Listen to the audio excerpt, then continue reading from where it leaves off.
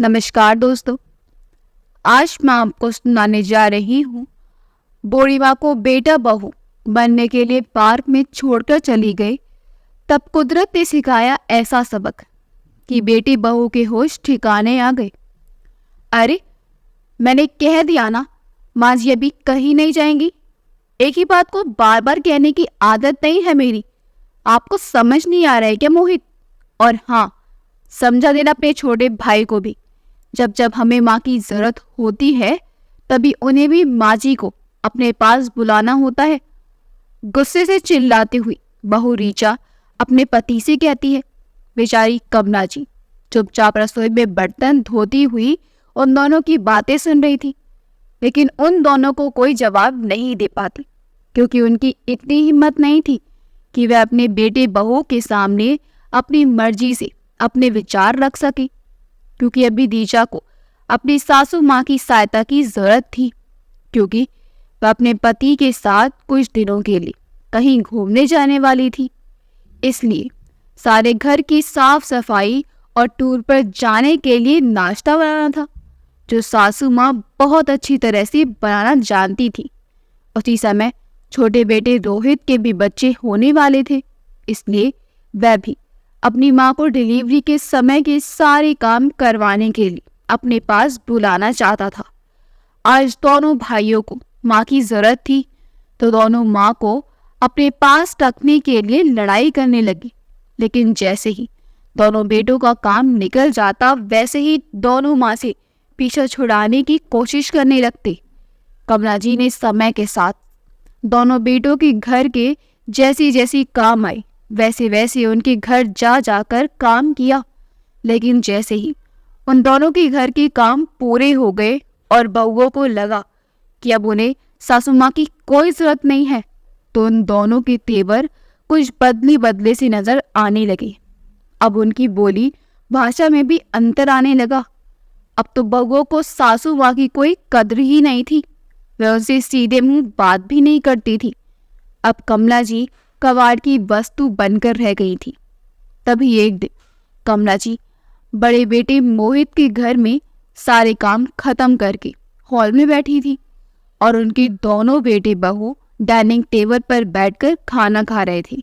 तभी कमला जी ने भी सोचा, क्यों ना मैं भी बेटे बहू के साथ बैठकर खाना खा लूं। तभी बहू रीजा ने कहा, माँ जी, जब तक हम लोग खाना खाकर ना उठ जाएं, तब तक आप खाने को हाथ भी मत लगाया कीजिए। आपके बेटे दिन भर काम करते हैं, तो आप क्या चाहती हैं? क्या ये आधा पेट खाकर ही उठ जाए और आप पेट भर खाना खाएं? जाइए, अभी अभी मैंने खाना बनाया है, तो रसोई में बहुत सारे बर्तन रखे हुए हैं।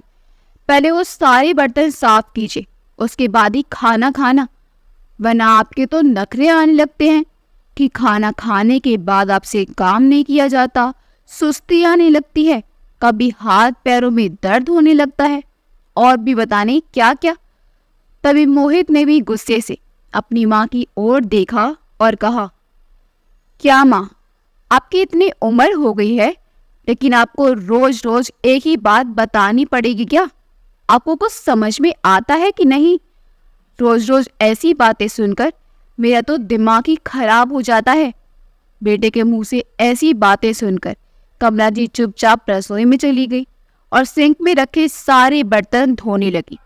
जब उनके सारे बर्तन साफ हो गए, तब वह बार बार रसोई से झांक कर देखती रही कि बेटे बहू ने खाना खाया या नहीं।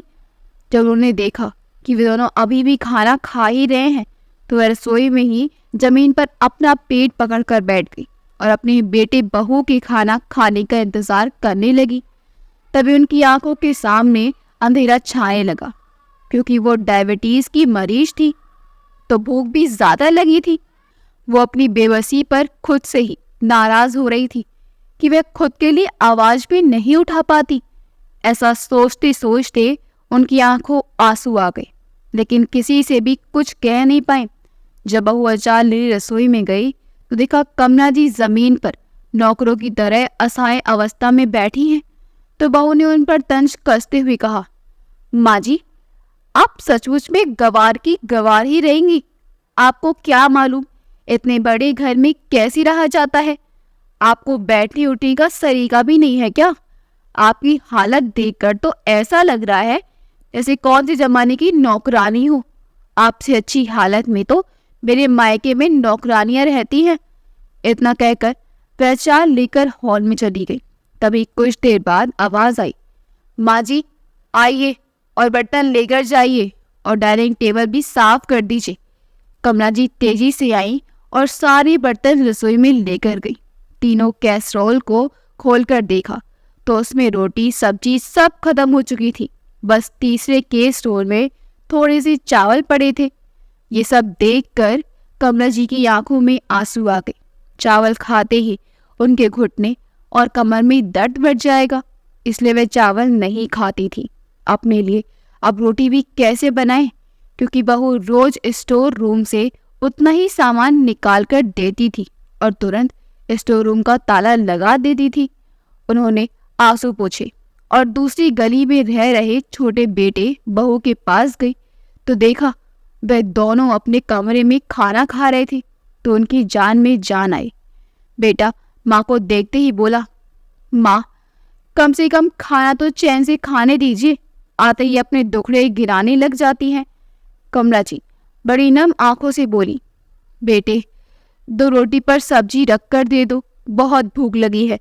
माँ के इतना कहते ही बहू ने अपनी मटर पनीर की सब्जी साइड में छुपा ली और कहा, माँ जी सब्जी तो नहीं है, थोड़ा पहले आना चाहिए था, और कहाँ रोटी खानी हो तो बताइए। छोटी बहू सीमा ने 2 रोटी इसलिए देना उचित समझा क्योंकि वह जानती थी कि माँ जी चावल नहीं खाती, क्योंकि वह डायबिटीज की मरीज है और उसकी डिलीवरी के समय उन्होंने उसकी बहुत सेवा की थी, इसलिए उसका दिल थोड़ा पसीज गया। कमला जी चुपचाप नम आंखों से 2 रोटी लेकर जाने लगी तो फिर पलटकर पूछा, बहू थोड़ा दूध मिलेगा क्या? माँ जी आपको क्या लगता है कि छोटे बेटे के घर में क्या पैसों का पेड़ उगा है कि ऑर्डर देते ही सब कुछ मिल जाएगा? और अगर दूध आपको दे दूंगी तो मेरा बच्चा क्या पिएगा? रोहित भी तुनकते हुए बोला, माँ आप भी हद कर देती हो, कम से कम एक वक्त की रोटी तो चैन से खाने दिया करो। अब जाइए यहाँ से, सारा मजा खराब कर दिया खाने का, वरना ये रोटी भी छीन कर रख लूंगा। रोहित ने कमला जी को आंखें दिखाते हुए कहा।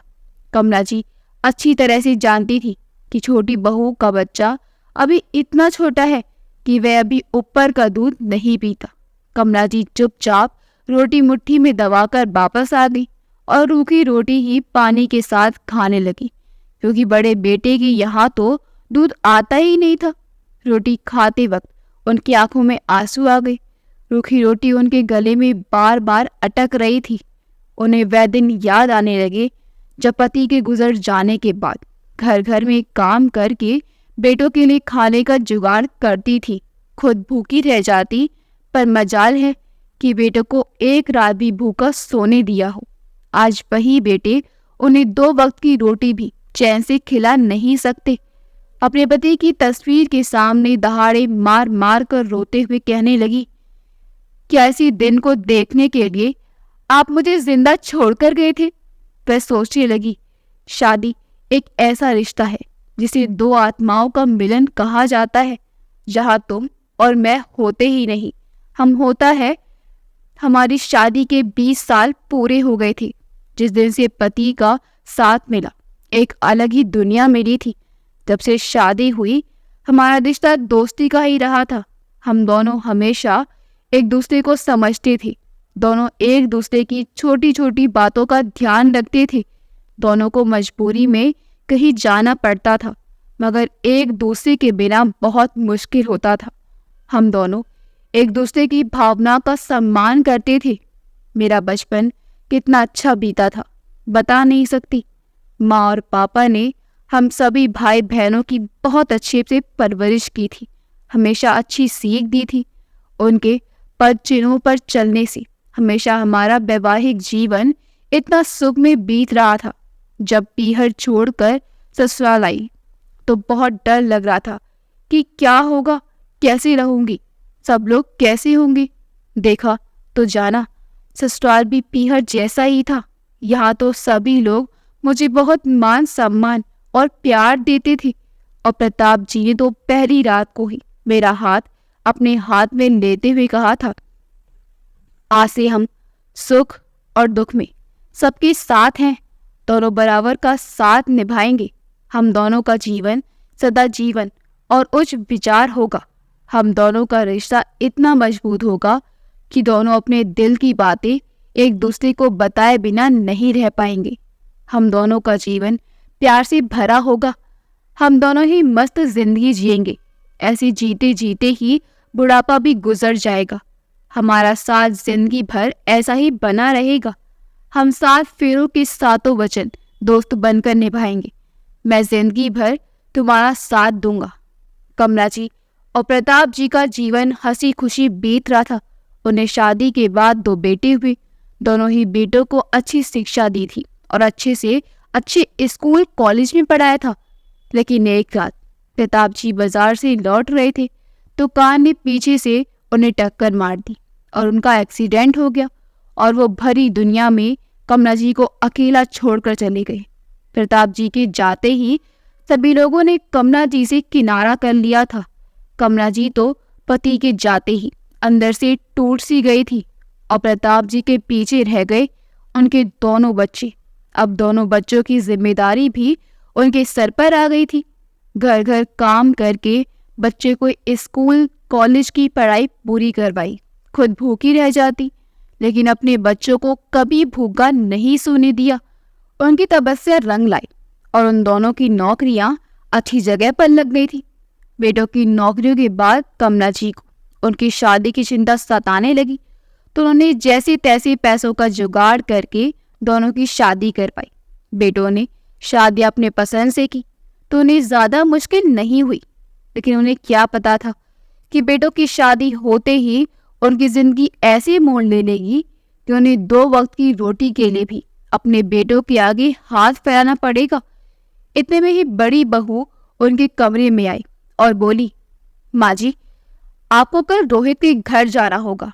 आप तो जानती हैं कि हम दोनों कुछ दिनों के लिए बाहर जा रहे हैं, 2 महीने बाद आएंगे और प्लीज़ आप रोहित के यहाँ शिफ्ट हो जाइए।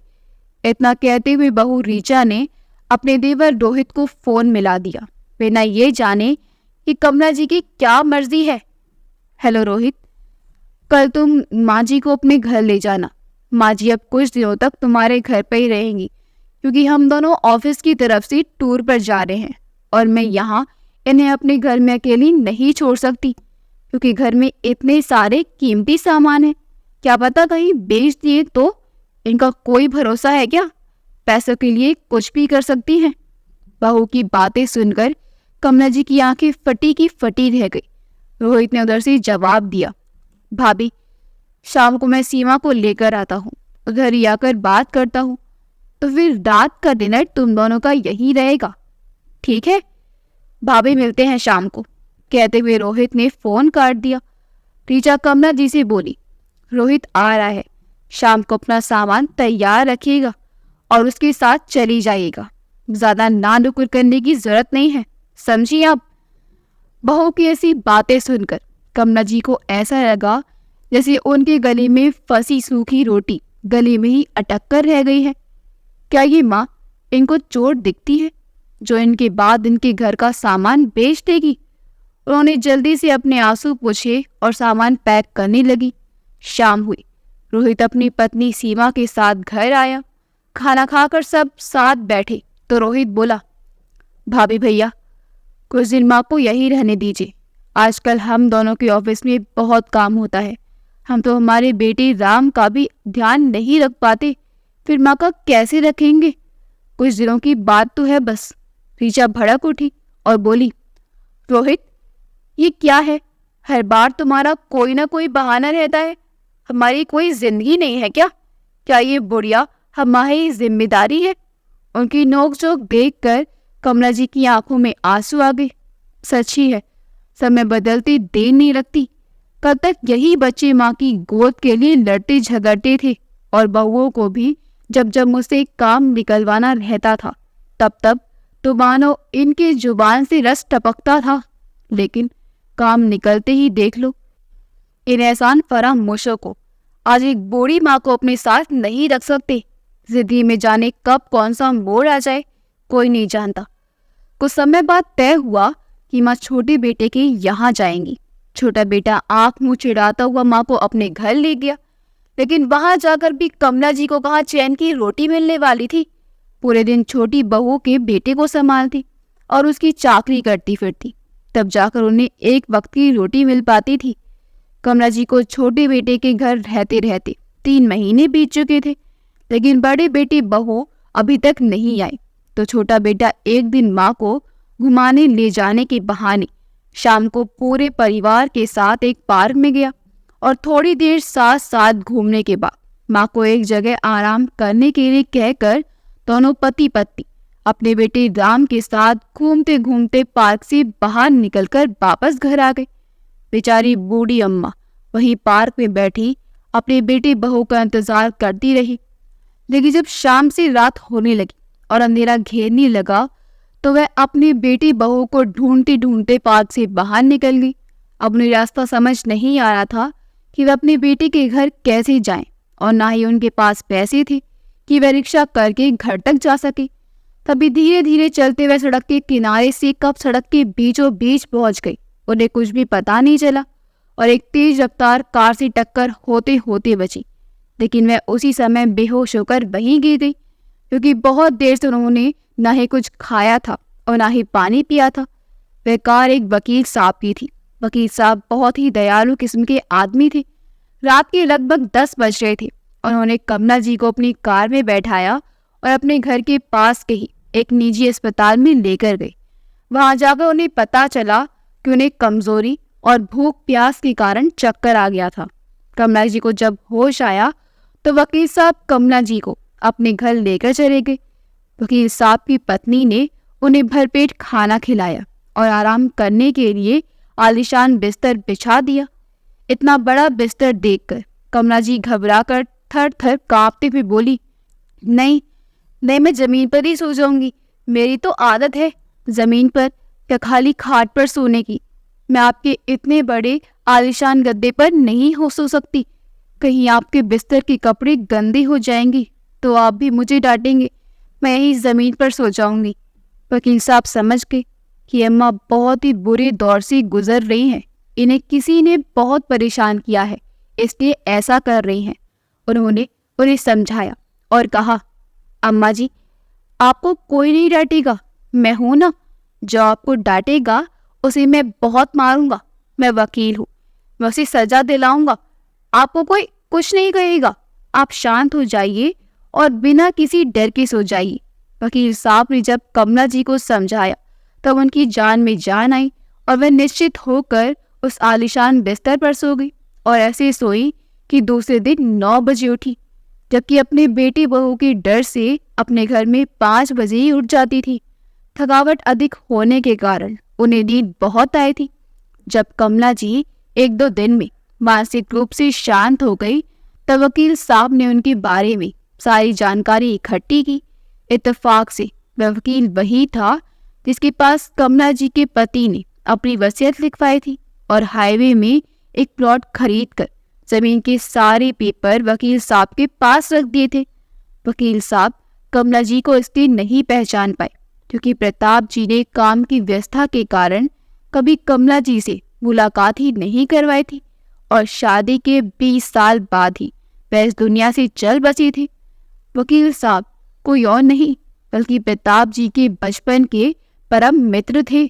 जब उन्होंने कमला जी के मुंह से प्रताप जी का नाम सुना तो उन्हें आश्चर्य के साथ साथ खुशी भी हुई कि चलो उनके दोस्त की पत्नी जो कि इतनी दुखी है वह उनकी मदद कर पाएंगे। वकील साहब ने कमला जी को बताया कि उनके पति प्रताप जी ने हाईवे में एक बहुत बड़ा प्लॉट खरीद कर रखा था, जो उस समय बहुत ही कम दाम का था, लेकिन वह प्लॉट अब सड़क निर्माण में आ रहा है जिसकी कीमत सरकार करोड़ों में दे रही है, इसलिए उसकी कीमत बहुत ज्यादा हो गई है। कमला जी को वकील साहब की बातों पर विश्वास ही नहीं हो रहा था, क्योंकि उन्होंने तो एक दूसरे से वादा किया था कि वे एक दूसरे से कोई भी बात नहीं छुपाएंगे, तो वे ऐसी छुपके से अकेले प्लॉट खरीद ही नहीं सकते, वो भी मेरे बिना जानकारी के। तभी वकील साहब ने बताया कि जमीन के पेपर के साथ साथ प्रताप ने आपके लिए एक पत्र भी लिखा है, और उन्होंने वह पत्र कमला जी को दे दिया, जिसमें लिखा था, मेरी प्रिय पति कमला जी, मैं तुमसे बहुत प्यार करता हूँ।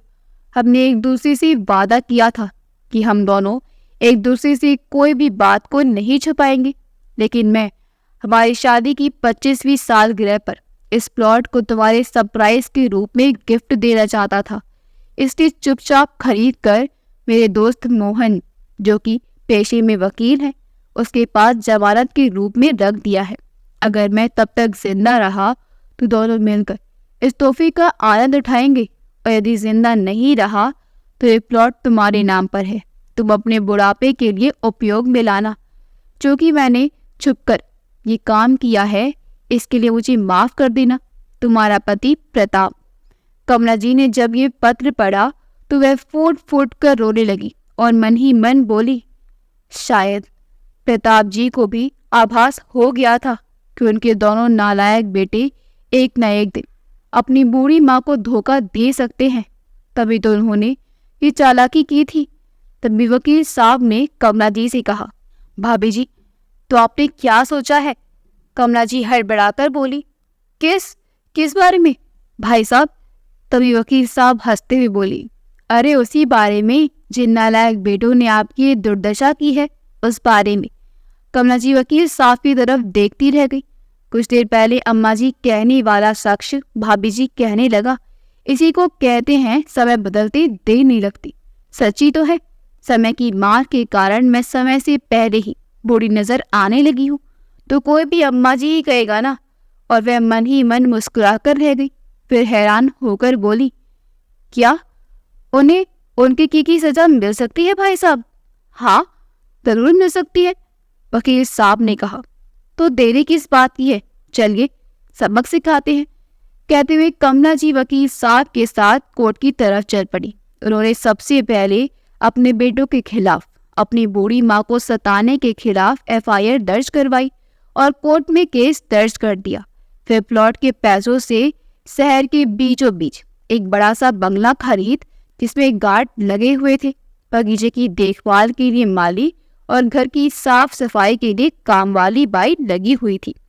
अब तो कमला जी अपने पति को दिल से धन्यवाद देती और वकील साहब को उनकी पत्नी को समय समय पर आने के लिए कहती। वहीं दूसरी तरफ कुछ दिनों के बाद दोनों बेटों के पास कोर्ट की तरफ से ऑर्डर गया कि दोनों बेटों को उनका घर खाली करना होगा, क्योंकि वे दोनों घर भी कमला जी के पति के नाम पर ही थे और पति की मृत्यु के बाद पहला हक उसकी पत्नी का होता है।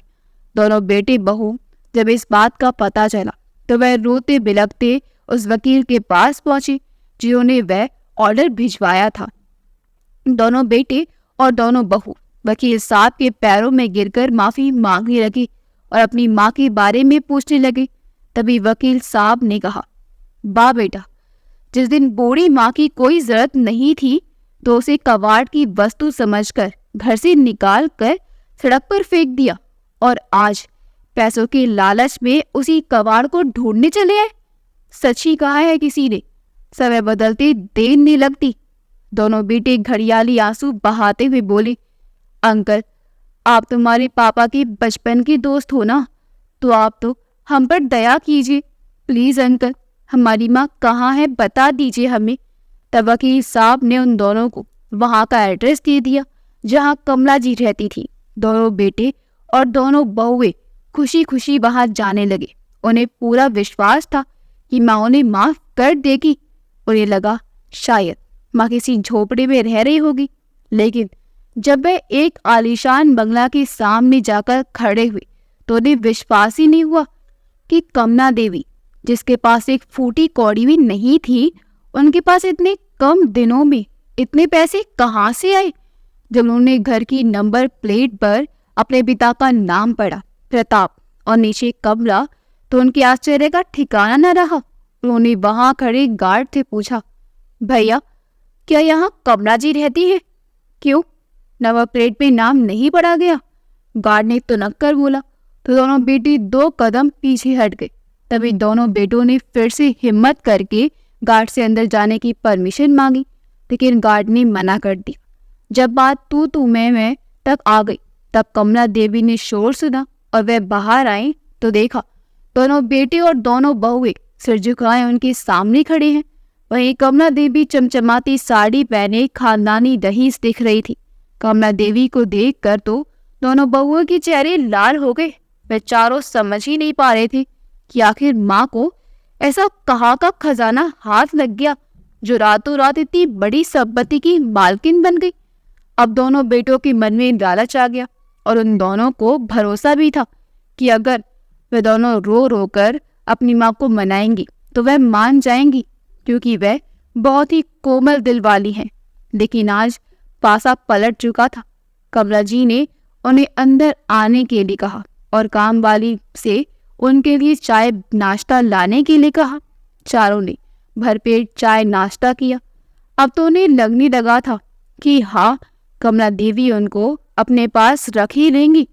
लेकिन उन्होंने उन चारों को वह सारी बातें बताई जो उनके साथ हुई थी और गार्ड से कहा, इन चारों को यहाँ से बाहर निकालो। चारों के चारों कमला जी के ऐसे व्यवहार से आश्चर्यचकित रह गए थे। उन्होंने अपने साथ रखने की खूब मिन्नतें की। कम से कम वे लोग जिस घर में रह रहे हैं उस घर में तो रहने दे। लेकिन कमला जी नहीं मानी और उन्होंने उन चारों को वह घर भी खाली कर देने के लिए कह दिया जिस घर में वह लोग रह रहे थे। तभी बड़ी बहू रीचा को वह बातें याद आई कि किस तरह से उसने अपनी सास को अपने बंगले का धौंस दिखाई थी और उसे नौकरानी से भी बेकार कहा था। वही छोटी बहू सीमा और रोहित को भी वह घटना याद आ रही थी कि किस तरह उन दोनों ने उसे असहाय बूढ़ी विधवा माँ को रात के अंधेरे में पार्क में अकेली छोड़कर आ गए थे। ये उसी का परिणाम था जो उन्हें दर दर की ठोकर खाने के लिए मजबूर होना पड़ा था। तो दोस्तों, कभी भी अपने बूढ़े हो चुके माँ बाप को नहीं सताना चाहिए। जब उनकी आह निकलती है तो इंसान कहीं का नहीं रह जाता। कहते हैं माँ बाप जब अपने बच्चों को पढ़ा लिखा कर बड़ा करते हैं तो कहते हैं उनका असली खजाना उनका बच्चा ही होता है जो भविष्य में उनके बुढ़ापे की लाठी बनेगा। लेकिन वही बच्चा जब सभी चीज़ों से परिपूर्ण हो जाता है और अपनी माँ बाप को दुख देता है, तब सोचिए उस माँ बाप पर क्या बीतती होगी। एक बार आप उन माँ बाप की जगह अपने आप को रख कर देखिए, फिर एहसास होगा उनके दुखों का। अगर आपको हमारी कहानी अच्छी लगी हो तो हमारी वीडियो को लाइक करें, शेयर करें और हमारे चैनल योगी वॉइस को सब्सक्राइब कर दें। मिलते हैं अगली वीडियो में। आपका बहुत बहुत धन्यवाद।